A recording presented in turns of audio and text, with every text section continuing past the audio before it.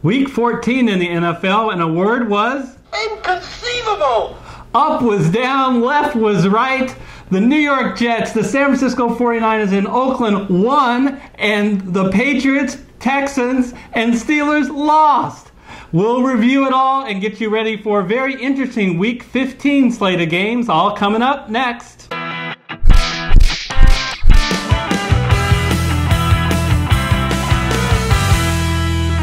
Hello everyone, I'm Eric Lee. And I'm Gary Kurtzman, and Eric, I think you would have done better picking last week's games if you knew nothing about football. Call it a dartboard, call it a Ouija board, use whatever you want to. Then you would have been to listen to people who actually knew what the heck they were talking about. Well, specifically us, whether we were ones that qualify. Tennessee You two beat... clowns, listen to me very, very carefully.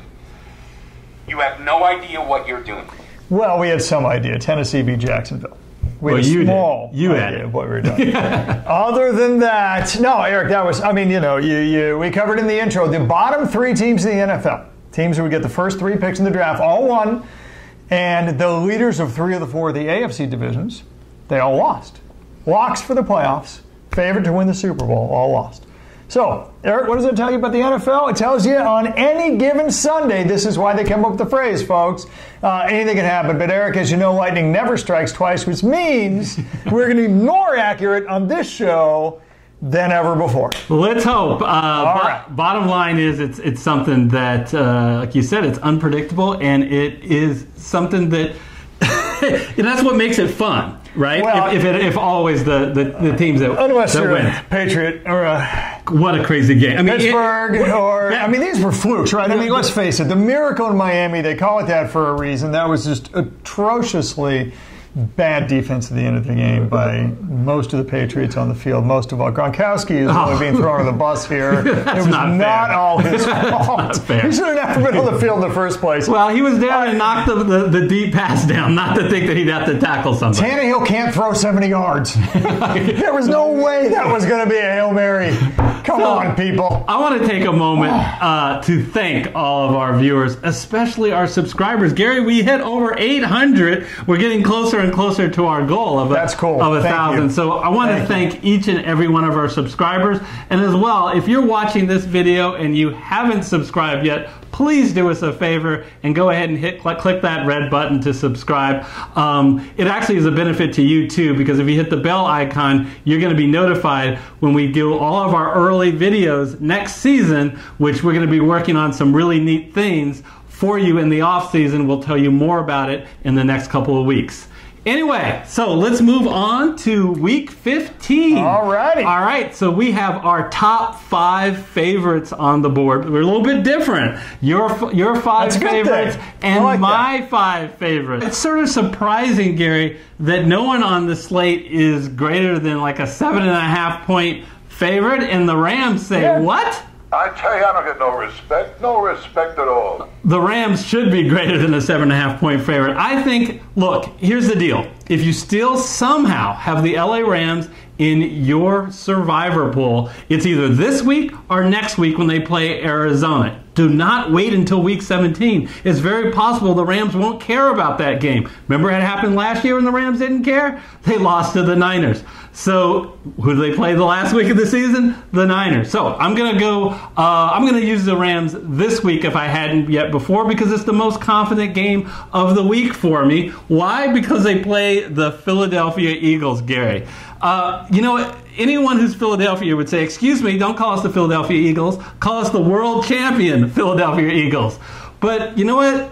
That's a fraud now. They're playing anything but a world champion. They are 6-7. Of their 6 wins, Gary, 4 of them came twice against the Giants, and the other 2 are against 4-win teams, the Falcons and the Jaguars. They're just not a good team to start with, and they've been ravaged by injuries. That's been the problem. Their running game is in shambles, and their secondary is really hurt. Yeah, and it's the secondary that's been killing them. Yeah. I mean, the running game, they've been able to get along just fine. You know, Ajayi was nice. He obviously paid a lot of money for him.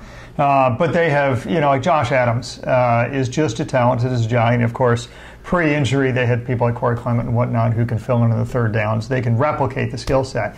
that Ajayi brought. But the secondary, they're literally, and I mean literally, down to starting their 6th best cornerback. 6th. You only have 2 quarterbacks. You should never get past number 4. And they're all the way to number 6. And it shows. So the Rams have even more offensive weapons in the passing game than Dallas. So you saw what Amari Cooper did to them. Yeah. Watch out. How about you? Who's your number one? My number one's Jacksonville. Wow. With the kind of season Jacksonville's having, that's a funny thing to say. My number one pick is Jacksonville. No. Look, Washington's lost 4 straight. Most of those have been with some combination of Josh Johnson and Butt Fumble Sanchez as quarterback. Now, things aren't going to get any better for Washington, right? Because look what's happened to their offense. Their offense has quite literally been, statistically, the worst offense in the NFL. And there are bad offenses out there, folks. And Washington's is worse. Now, Josh Johnson may turn out to be a lot better than Mark Sanchez. The Lord knows that bar is low. But, you know, we saw them against the second-string New York Giants defense last game, and it was later in the game, I should say. I mean, they let Sanchez have 9 different possessions with the ball before they got to Josh Johnson.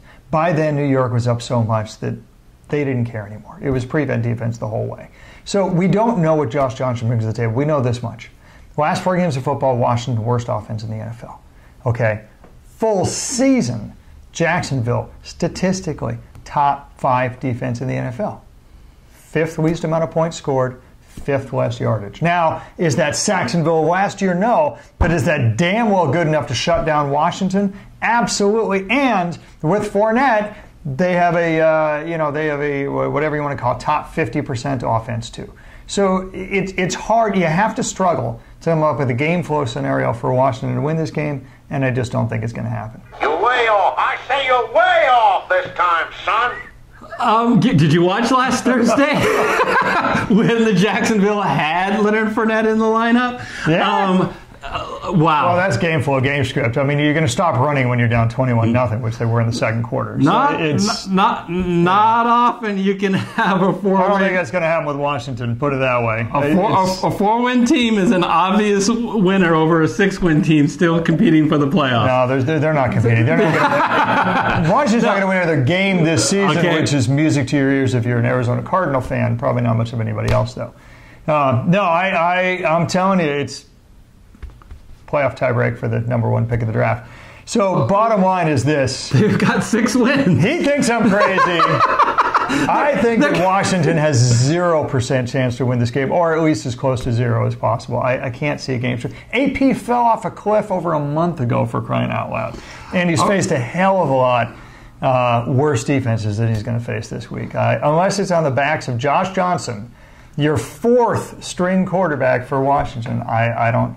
Against what, a Jacksonville pass defense? I don't see it happening. Call me crazy. My second pick won't be putting my faith on a 4-win team. Instead, I will be putting on a team who is one of the hottest in all of football in the Houston Texans, even though they lost last week. What is the deal? Why is this spread even close? Houston is playing at the New York Jets, a 9-4 team against a 4-9 team. The only thing I can think of is 2 words: at the New York Jets. At, all because Houston's on the road. Houston has won the last 4 games on the road. The Jets, they're at home. So what? They've lost the last 3 games at home by an average of 21 points. The Jets are truly one of the worst teams in the NFL. They were outplayed by Buffalo last week, but they got the win through a myriad of great special teams play. I'm going with the Texans. So the next game on my list, though, is somebody who I trust just as much, if not a little bit more, which I guess is why they were number 2 on the list instead of 3 or 4 for the Rams in Houston, and that's Baltimore. There's a lot of games this week where it seems like the winner is obvious, and this is the 4th run in a row that we're going to talk about now. So Baltimore, you can see Vegas agrees 7.5 versus Tampa Bay. Look, here's the deal. This should be a fun game to watch. Why? Because you've got the number 1 pass defense in the league, Baltimore, against the number 1 pass offense in the league, Tampa Bay. So which one gives, right? And you never know until you play which one gives. But Eric, we have a little bit of a clue.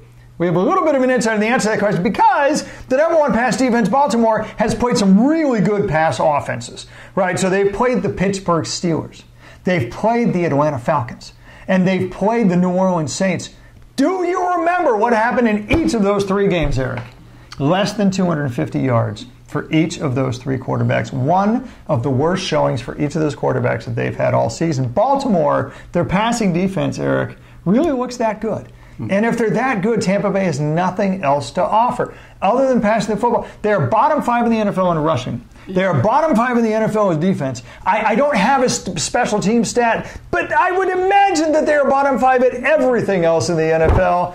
And if they can't win passing, and Eric, I don't think they can because of the track record of Baltimore, then they can't win. Yeah, I agree 100% with you on this pick. Tampa Bay does not have the passing offenses of those other teams. They may fantasy-wise, but I'm talking about ability-wise. They turn the ball over so much more than those other teams. Mm-hmm. Real quick, I am going to pick as my...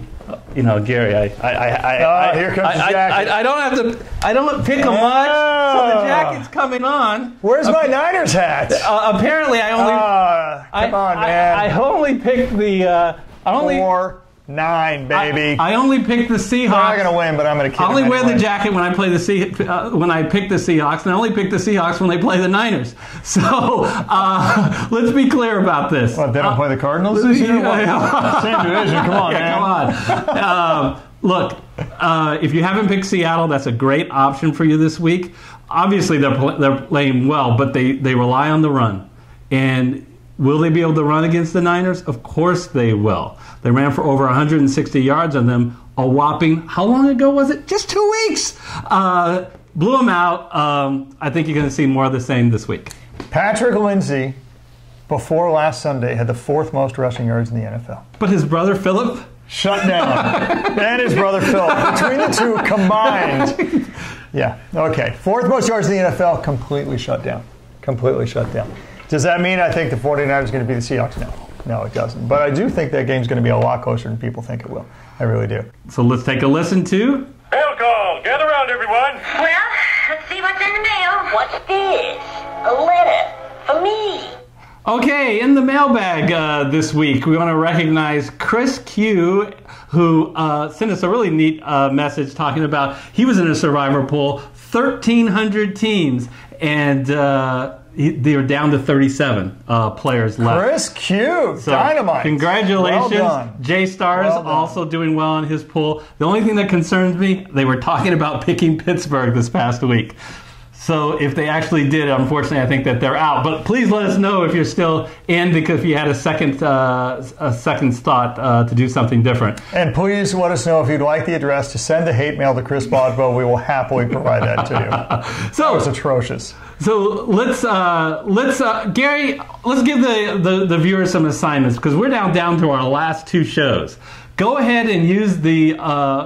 We'll have a mailbag segment in a future show in the next couple of weeks. Use the comments in this video to please express to us your thoughts on what you'd like to see us do next year. Or any questions about us, either personally or anything about the show that you're wondering. We'll take the best of those comments in our next show. Gary?